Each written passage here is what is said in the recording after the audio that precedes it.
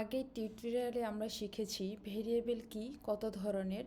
এখন আমরা শিখব ভেরিয়েবলের টাইপ। ভেরিয়েবল কয়েক টাইপের হতে পারে, ইন্টিজার, স্ট্রিং, ডাবল, বুলিয়ান। প্রথমে আমরা ইন্টিজার দেখি। ইন্টিজারকে শর্ট ফর্মে আইএনটি লিখে ভার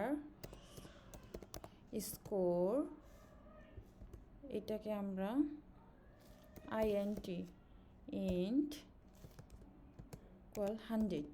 ইন্টিজারে সবসময় পূর্ণ সংখ্যা রাখা হয়।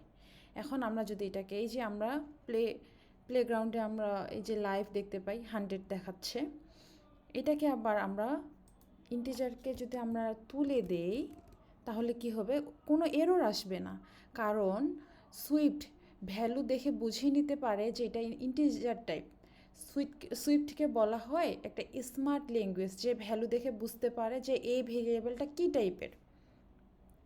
নেক্সট এক্সাম্পলে আসি আমরা স্ট্রিংয়ে সাধারণত টেক্সট রাখা হয়।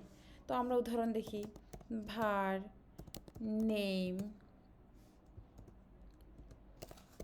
স্ট্রিং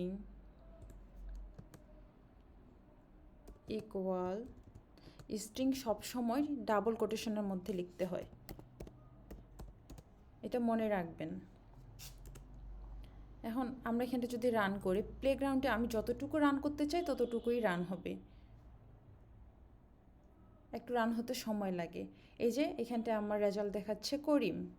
আমরা যদি স্ট্রিংটাকে আবার তুলে দেই তাও কিন্তু এরর আসবে না। তো আমার ওই যে স্ট্রিং দিলাম, স্ট্রিংটা দিলে কোডটা একটু বড় দেখায়, কিন্তু স্ট্রিংটা না দিলে কোডটা ছোট দেখায় এবং সুন্দর দেখায়, রিডেবল মনে হয়।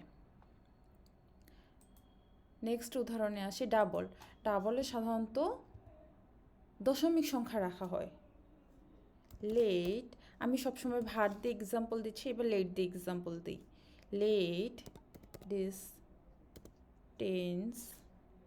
এই যে ডাবল দশমিক সংখ্যা, এখানটা আমি যদি ডাবল তুলে না দেই তাও এরর আসবে না, কারণ এই যে 3.14 দেখে সুইফট বুঝে নিয়েছে যে এটা ডাবল টাইপ।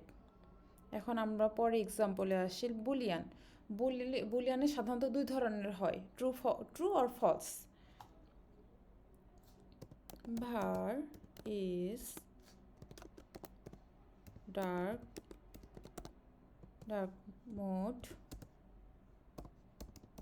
bool, এই যে আমার যে লেখাটা সাজেস্ট করতেছে ওইটা আনতে গেলে ট্যাব প্রেস করতে হয়। আমি ট্রু দিলাম, তো এইখানটা যদি বুলটা তুলে দেই তাও এরর দেখাচ্ছে না, কারণ আমার ডার্ক মোডটা চালু আছে, এই জন্য আমি ট্রু দিয়েছি। আজকে আমরা শিখলাম ভেরিয়েবলের টাইপ। নেক্সট ক্লাসে আমরা শিখব অপারেটর কি, কিভাবে কাজ করে।